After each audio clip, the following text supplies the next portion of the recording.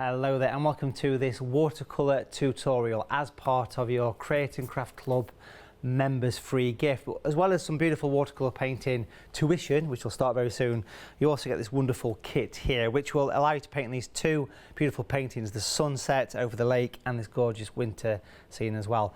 Let's take a look at the materials that you get included in this free gift. We've given you a palette with 3 colours, and these colours will provide enough paint to do maybe 2, possibly 3, even 4 pictures. It depends how nice and fluid you work with the water. So plenty of colour. We'll give you 2 sheets of watercolour paper as well. Now this paper is premium paper.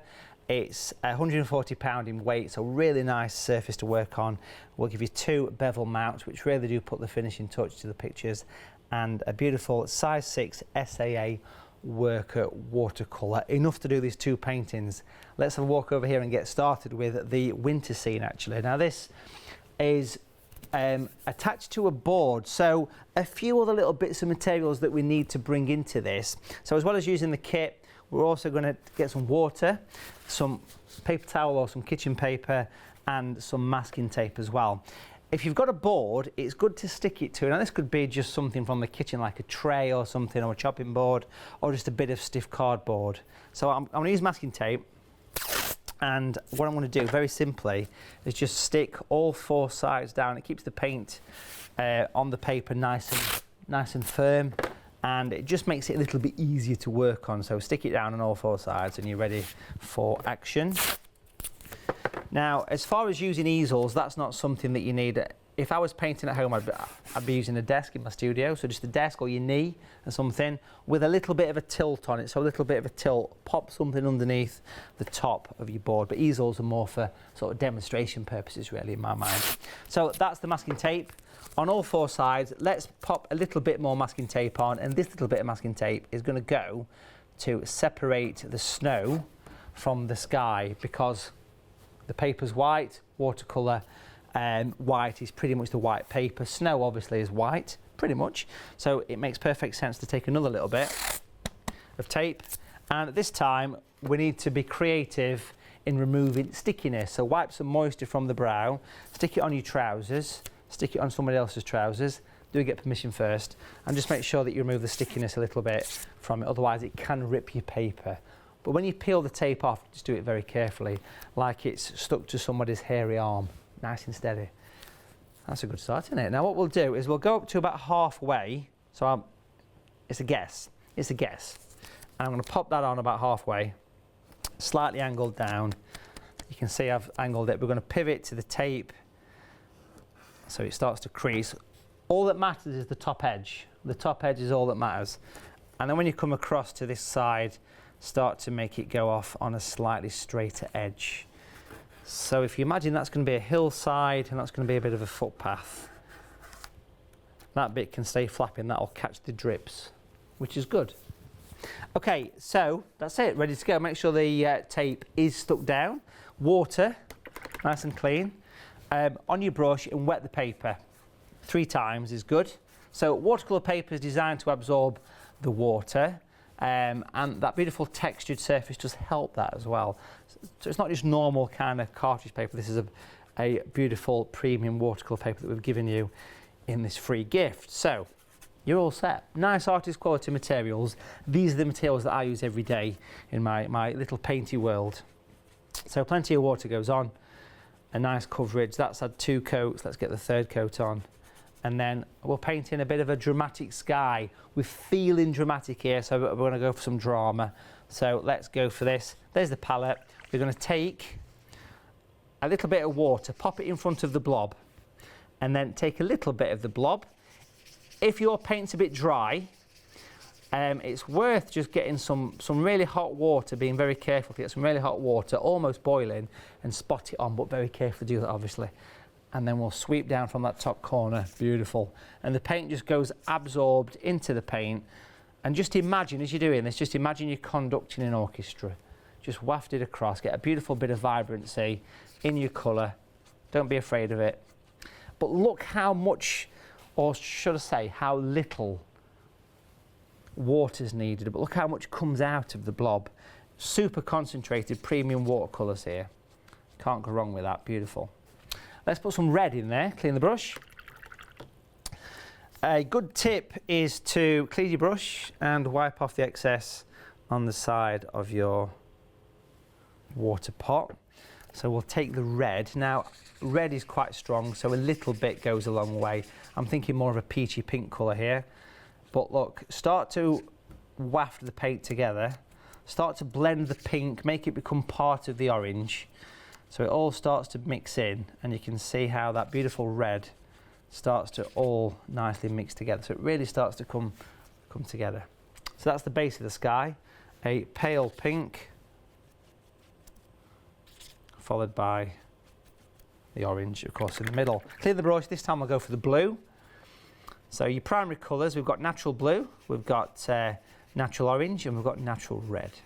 So there's the blue, a little bit thicker for your blue, right in that top corner. Forward and back, paper's starting to dry, and then what we'll do is we'll start to get that mix in with the orange. So can you see, as I cross the colours together, you start to get more of a mixture between the two. And you can encourage the orange and the red all to mix together, little cross strokes, if you like, get all the paint mixing in. And we'll take that blue and we'll mix it with a bit of red, so you get a bit of a purple then. I'm just going to twist the brush, hold the brush loosely, twist it, practice the little twist, just to pop in some little sort of distant clouds. And just encourage those clouds to just fade into the, you can see it's a little wiggle. Have a practice at wiggling your brush. And what it does, it gives a little bit of interest. And you get a few little sort of clouds against that evening sky, which is really effective. Perfect. Now, if you want to soften those in a little bit, like if you've got a very hard edge on the bottom, it's nice to clean your brush. Clean the brush well, tickle the brush on the tissue, and then tickle the bottom of your cloud. Can you see it starts to soften? Now, it's important that you removed that excess water. So it was water, tickle on tissue at least twice, and then into there. And look how that sort of softens in. It starts to become part of the picture. Beautiful way of working, really nice. So that's a good sky. The sky works without the clouds as well, so anything goes really. And at this stage, we're going to paint in some distant trees in this little valley in this bottom right-hand side. And it's perfectly fine if the paper is a bit damp. If anything, it looks more effective. For this, I want to mix up a bit of a brown colour. So brown is going to be orange with red. Again, water. Think of this being called watercolour for a reason. So if we mix a nice kind of fiery orange and add a little bit of blue to that orange, it starts to go a little bit on the brown, rusty brown side, which is lovely. There it is. It's like a terracotta brown, really. We'll take the brush and we're going to twist flat to your paper. Squash the brush against the paper and twist in these background trees. Make them higher on the right-hand side. Take them all the way down to your masking tape. And imagine that's a distant sort of woodland that's just kind of sneaking at the back of the hillside. So make sure it goes right to the base. Think about the heights of those. And think about how it's tall and it almost tapers to nothing. Introduce blue to that brown, and you start to get a lovely grey. Look at that beautiful grey coming through. Brown and blue make grey, which is great for pictures, great for shadows, and it really works well.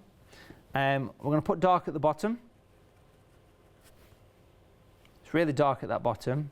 Think of the undergrowth of a tree. It's going to be really dark at that bottom, really get that dark underneath your picture. Quite an important thing to think about. Shadows, really important. And then we'll come back to that colour. And this time we're going to go and paint quite a tall tree, which starts off live like a telegraph pole. There it is. Same colour. If you've run out of colour, just mix up some yellow and some red, which make orange, and then add blue.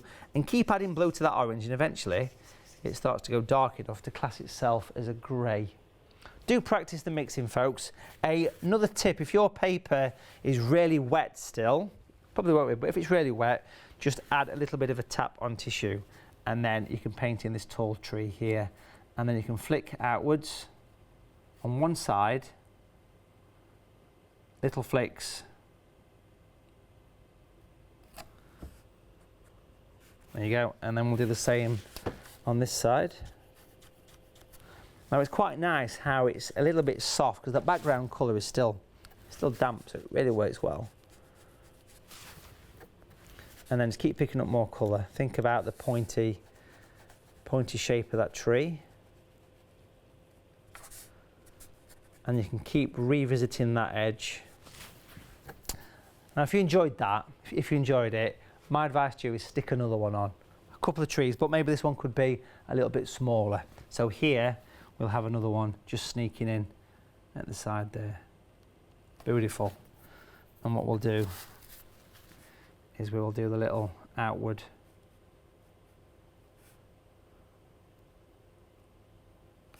and then same on that side as well.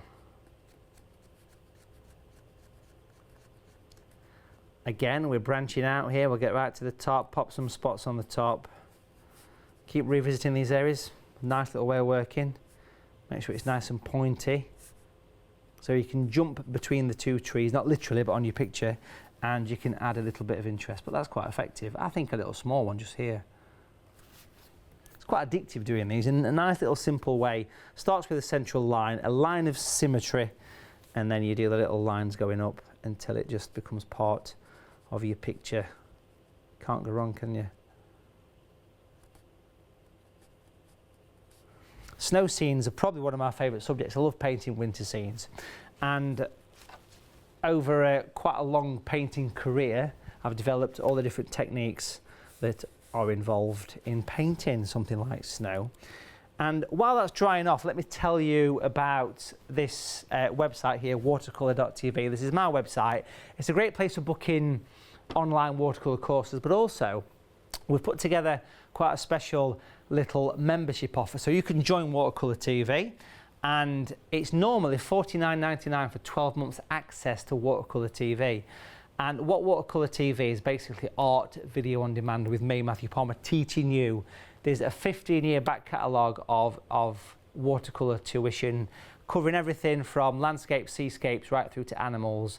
And it kind of covers all different areas. So you've got sort of lessons for beginners right through to people that are a bit more adventurous. And we are giving you a special access deal here. So we are giving you a 15-month membership to Watercolour TV for $49.99. Now as a club member it's $44.99. You get 3 months free, which is really good, and it's got complete access to hundreds of video lessons, thousands of hours, plus printable worksheets, and you also get exclusive live broadcasts from me, and I will do all sorts of demos and tutorials. It's a complete watercolour course, all based from the comfort of your own home, sat in front of your computer or your tablet. And of course, if you join through Create and Craft, remember you do get 3 months free. So do check out Watercolour TV. It's a great place to keep the paint flowing. And talking about that, let's get back to this picture. It's probably dry enough now. Being very careful, we will take the tape away. Nice and steady. This is where people come unstuck. Very slowly, it leaves a white, crisp edge. Now, let's talk serious for a minute. Seepage. Seepage is a thing that happens. It creeps under the tape. You know what I'm saying? If that's the case, just go back in and paint a little bit more colour over the base of those trees. But if you use a good quality masking tape, it's quite a slim chance of it actually seeping. But if it does, just kind of lower the trees a bit. It works fine. Let's put some shadows in this then. Clean brush, dry paper. What we'll do here is we'll take the blue this time, bags and bags of water for the blue, and we'll just pop a little bit of red. So you get a very slight sort of lilac-y violet tinge to that colour. Just a little bit of red, there we go. And it's quite runny. You can see compared to some of the other colours, that paint is quite watery. This is to create a footpath. What we'll do is where the line changes direction, will extend and will wiggle around that edge. We'll make it wider. Have a practice at this one. Get a scrap piece of paper, use your neighbour's picture if you're painting as a team. Don't do that really. Clean the brush, tap it on the tissue, and just use water just to scribble that. Water, 2 taps, very quickly go in before it dries. And scribble it round. Water, 2 taps, and basically blend it until it fades away. Now that leaves quite a hard edge. That hard edge, we're going to use water on it. The same sort of damp brush, and it allows me to go in and just make it look a little bit softer. Scribble the paint, water, 2 taps, and keep going, keep blending in, so you've got that nice kind of shape starting to come through. Perfect. Now also, as well as that, I want to pop a few lines coming down here on the hillside. Water, 2 taps, water, 2 taps again, keep going, and spread that paint around. Make it spread, make it become part of the picture. Perfect. Lovely. Now, while that's having a few moments to dry, we'll use that same colour, the dark colour, what we used in the trees. I'm mixing more if you've run out of it. The orange with the red, and introduce the blue into it. So you've made a sort of greyy colour, a dark colour, so it's orange and red with blue. Quite strong, quite strong.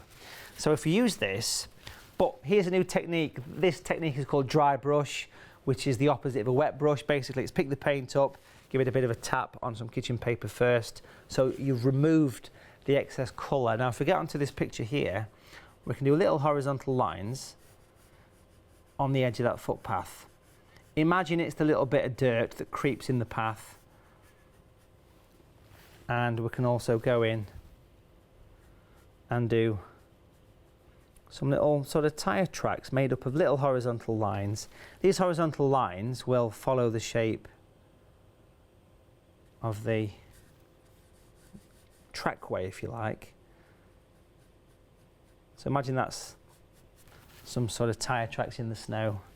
And look how you can loop them around the path.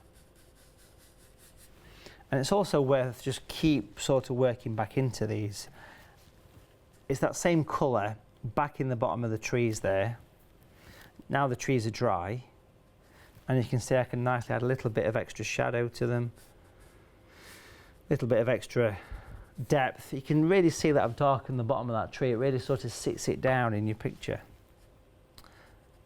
And that's all using this dry brush where you pick the paint up, you wipe it on tissue, and you just work back in. And we can use that colour as well to pop some birds in the sky. So this is a winter bearded chough. We'll have one just at the top there. I'll have one just creeping over there. So 3 birds is good. There you go, it's just nice in that corner. And again, let's revisit this edge, make it a little bit darker. So again, let's pick the paint up on the tissue. It's the same colour as the tree, it's just that dark sort of grey, sort of brown colour. And it's quite easy to make it look as though you've got that sort of tyre tracks in the snow or something from the farm. You can also, using this dry brush method as well, you can pick that paint up, and again the colour, let's just think about the colour. So it's the orange with the red and then blue, and it starts to go a bit dark. And we can use this colour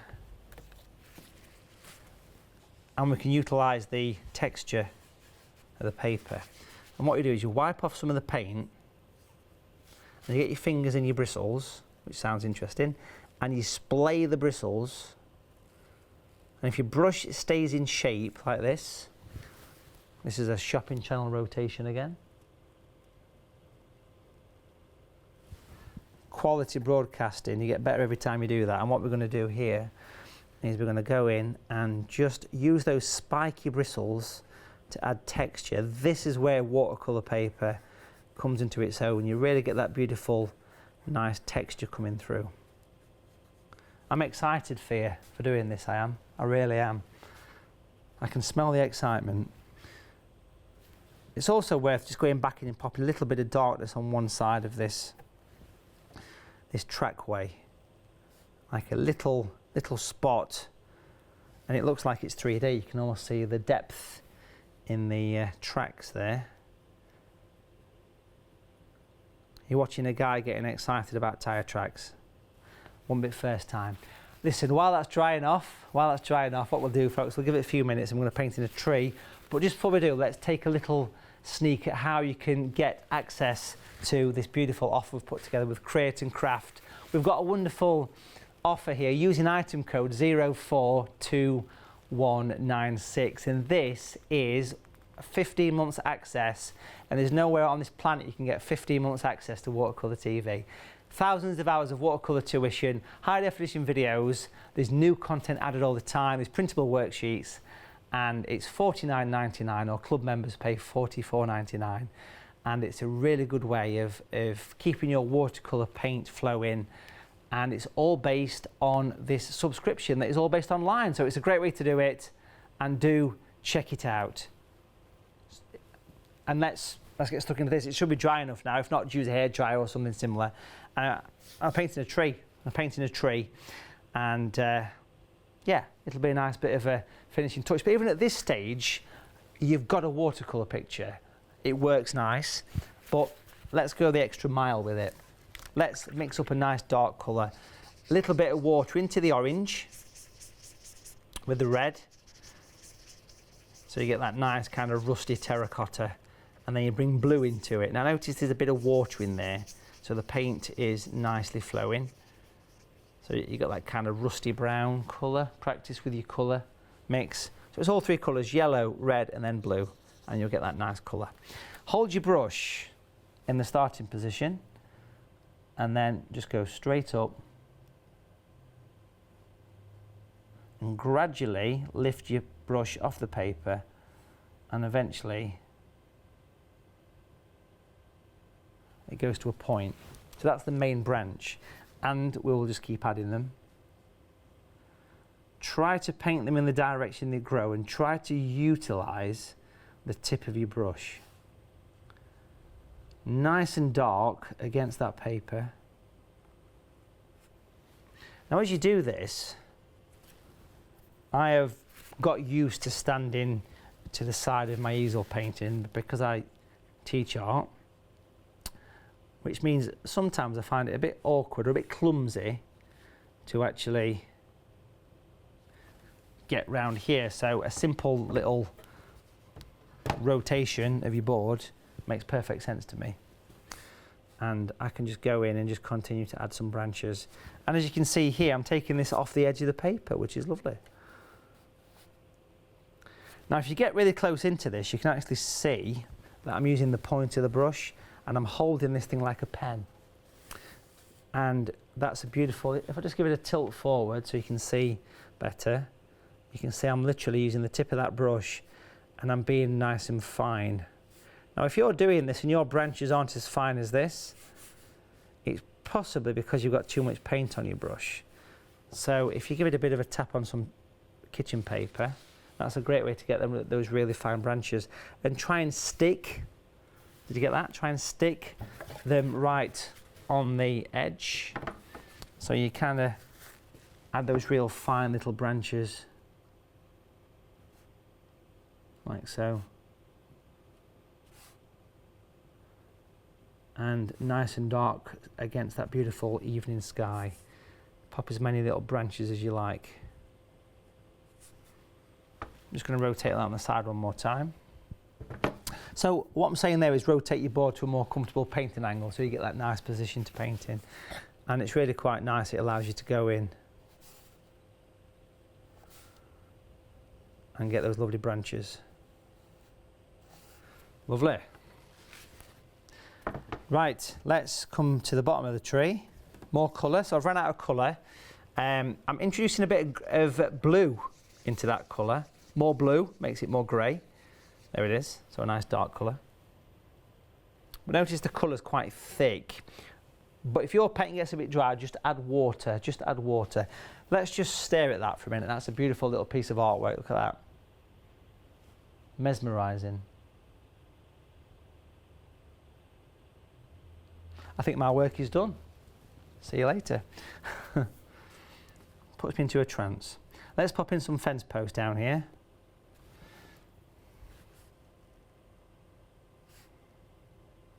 Just easing off, pop little bits where it's attached to the ground. Little posts there. And a little bit of barbed wire. Yes, we are painting barbed wire. Lifelong ambition of yours, maybe. And if you look close at that top one, you can actually see a little bearded chuff perched on it as well. Right, same colour, just to add a bit of darkness to the left of the tree. Just gives it a little bit of interest. Make it look a bit shadowy. And you remember that dry brush we spoke about, dry brush? This is where you pick the paint up, wipe it off on the tissue, remember? And make your brush go a bit spiky. You remember that there, the spiky brush? And that's a great way of making this thing park its bottom on the snow there. So a little bit of texture just helps to give it a little bit of interest. It just helps it all to be grounded. It's a great way to do it, really. And that's great. And at this stage, look back at your picture. Look back, do an artistic lean and think, is it missing any branches? Does something look a bit off? I want a branch up there, it's missing something. It's a twig short of a tree. That's what that is. So I want to pop another twig, just kind of creeping up here.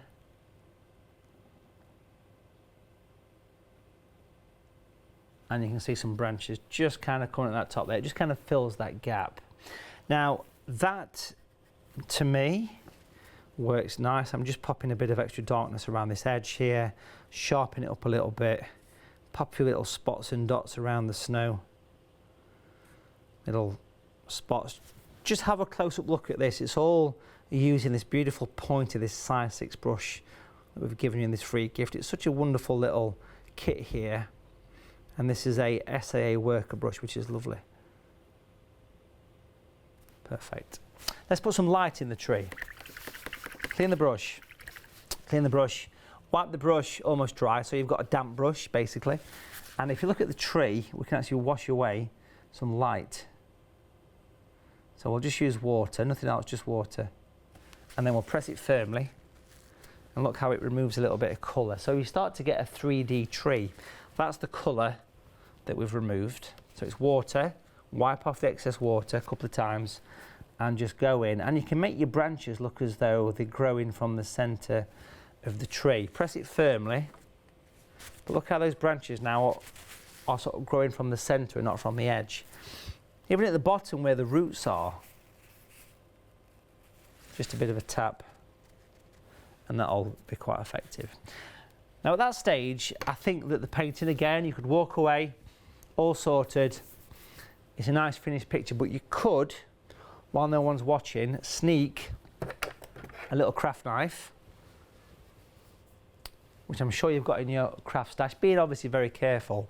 And you can use a craft knife to actually scratch away a bit of colour to put a little bit of extra. So this is the bonus feature. The picture works without it, but to take it that little bit further, use the point of a knife. If you get nice and close into these background trees here, we can actually scratch some snow that's actually settled. It makes a very satisfying sound as well. It's not needed for the picture, but look how it looks like you've got snow settled on that tree. It really looks natural. And you are cutting the paper, and I know what you're thinking. You're thinking that, is it going to go through to the other side? And I tell people, I've been painting for 30 years and never been through to the other side yet. So don't worry about that one. Just have a bit of a scratch. It's quite satisfying. And it looks like a bit of snow. And yes, you could also do that same thing on your tree as well. So if you come in here, you could scratch in a little bit of white in some of them branches. Can you see how it makes a little bit of settled snow in those little branches? It's optional, so the craft knife is not necessarily needed for this one, but it's just a little bit of snow. It brightens the picture up, and I'm quite a fan of it, to be honest. I do like to do that. Choice is yours. A little bit up the top there as well. So you're scratching off the surface of the paper. and it looks way more natural than trying to use any sort of masking fluid or anything like that. It's a great little thing to do. Now, as part of this free gift, we've given you a couple of bevel mounts. Again, we'll have a look at the face before and after. Before, what a difference. Pop that on and you can decide how much tree versus how much landscape, but that makes a beautiful little watercolour winter landscape. What a pleasure that was, just using 3 colours, using a single brush and of course a bit of water, a bit of kitchen paper, and you've got a beautiful picture. I hope you enjoyed that, folks. It was a pleasure to do, and I will see you for some more watercolour painting very soon. Take care.